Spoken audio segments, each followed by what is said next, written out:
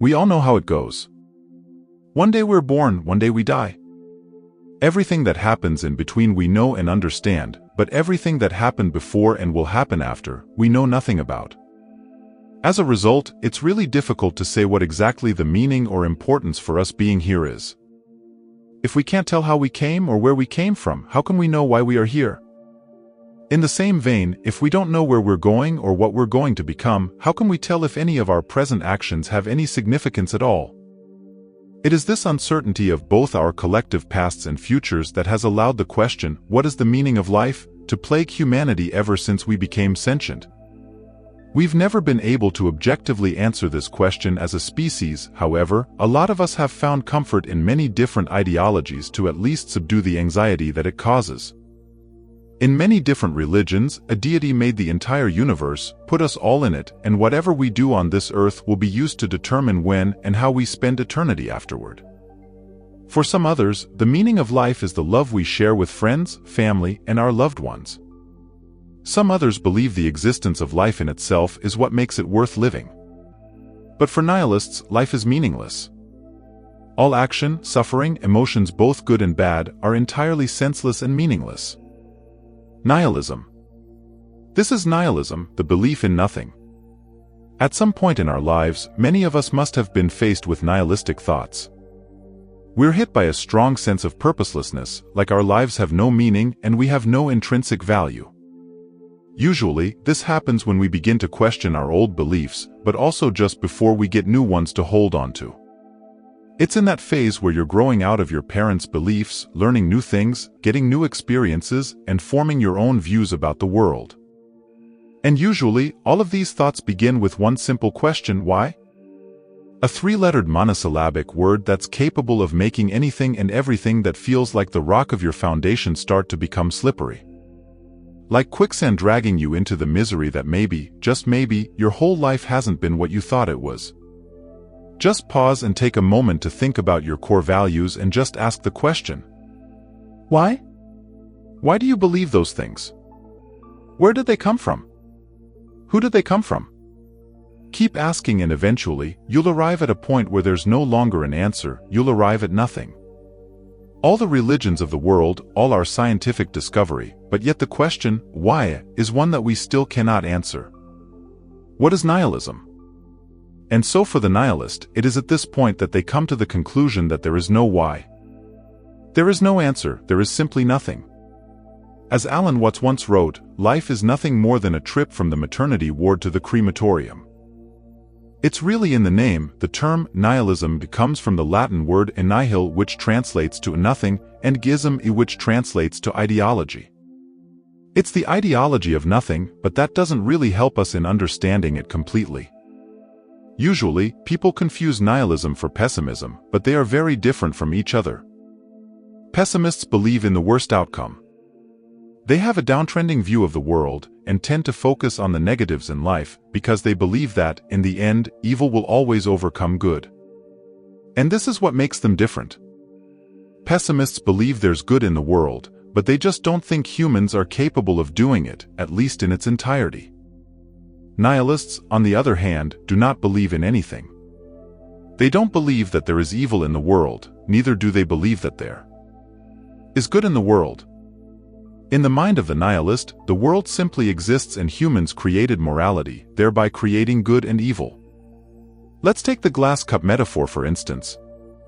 Optimists say you should see the glass as half full, while pessimists say we should see the glass as half empty. Nihilists? They say throw the entire cup away, because what does it matter if it's full or empty? Full, empty, good, bad, it's all irrelevant, we're all going to die anyway. Nihilism is also often compared to several other philosophies like cynicism and apathy. But again, they are all very different from one another, and correctly categorizing your thoughts in these baskets might be harder than you think. Cynics believe that people are always motivated by self-interest. They do not believe that anyone can have intrinsically good motives. They have no faith in the human species and believe we are all entirely selfish, only fighting for our own benefit. However, the idea that humans are not good means that in the mind of the cynic, good exists out there somewhere, just not in humans. In the mind of the nihilist, nothing exists out there, there's no good or evil. They don't see people as evil, neither do they see them as good, because they don't believe either of those things exist. They are simply traits we've applied to things. Apathetic people don't care. They might believe that there's meaning to life, but they simply don't care about it. Nihilism, on the other hand, is the idea that there's no grand design or purpose. Nothing to believe in, and therefore, no meaning. This brings to mind the paradox of nihilism. If you believe in nothing, then that nothing becomes something that you believe in. But since you now believe in something, then there is no nihilism, because nihilism is the belief that there is nothing. Nihilism is quite different from other philosophical ideas because it was first a literary invention before it ever became philosophical. As a result, it's not as clearly defined as many of the other philosophies that exist. Many different people explained it in different ways, but eventually these different definitions got categorized, forming many different kinds of nihilism. There's political nihilism. Political nihilists believe that for humanity to move forward as a species, all political, social, and religious order must be destroyed. Then there's ethical nihilism. It rejects the idea of absolute ethical or moral values.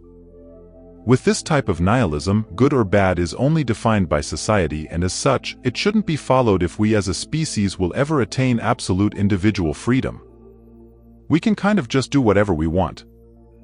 And then we have existential nihilism. It's the understanding that life has no value or meaning. It's the most popular kind of nihilism, and the one we've been talking about for most of this video.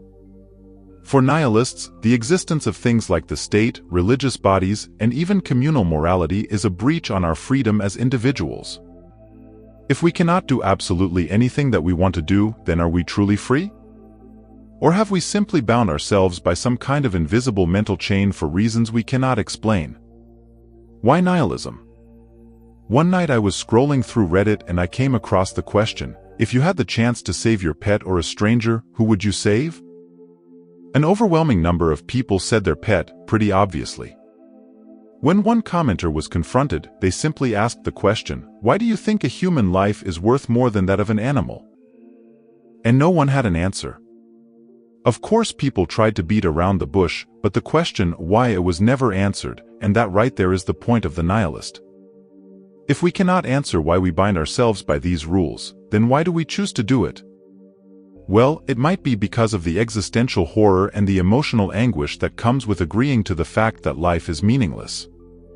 Think about it for a minute. If life is truly meaningless and everything we're doing has no value, then all the feats of science, the wonders of technology, things like space exploration and human rights movements, look at how far we've come, and then think about the fact that it all might just be a waste, a blip in time with no consequence whatsoever in the grand scheme of things. Knowing that all the things we experience, the ups and downs we go through, that in the end, it's all for nothing. We aren't obligated to understand the chaos of reality, just to laugh at it. Friedrich Nietzsche was a strange philosopher because he argued both for and against nihilism at the same time. Arguing for, he explained that there is no objective structure or order in our world except the one we create for ourselves. He once said, every belief, every considering something true is necessarily false, because there is simply no true world. He believed nihilism would expose all of humanity's beliefs and truths as nothing but a symptom of a defective Western mythology. As he famously said, God is dead. He wasn't talking about the actual deity of the religions, he was talking metaphorically about the power that religious orders held at the time and how people were starting to chart their own paths, find their own meaning in life, denying what was the status quo at the time.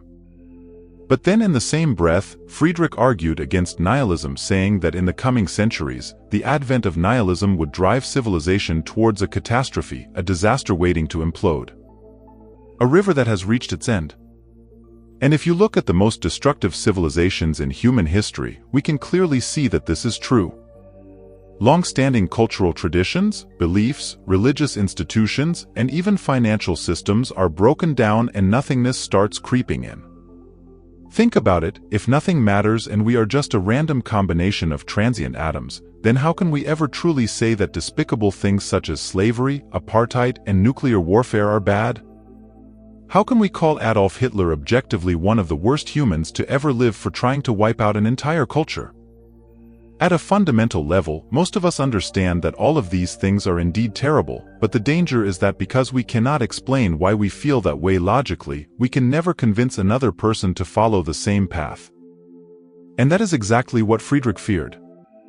A lot of people actually still blame him for the Nazi era, because although he saw all these dangers, he still continued preaching nihilism.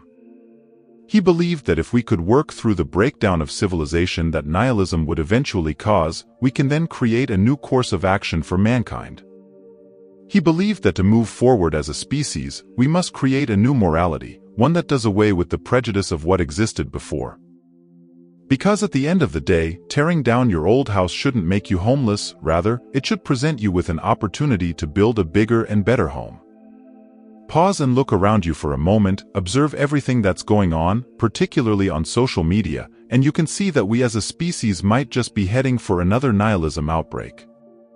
Think about it, religion no longer holds any say in what is morally acceptable, people are destroying long-standing beliefs and cultural practices and are instead charting new courses for themselves.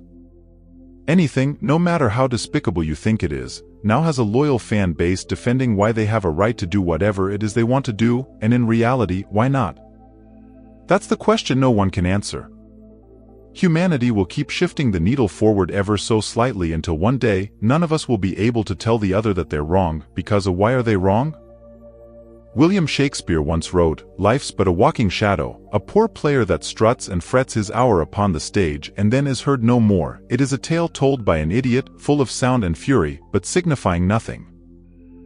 If life is truly meaningless and we have no purpose for being here, our response should be to make the best out of a bad situation. Instead of seeing the glass half full or half empty, we can simply throw it out and drink directly from the faucet until we're satisfied. Because at the end of the day, life alone is reason enough for living. There you have it. If you've gained value from this video, give it a like and share it with your friends. Thanks for watching.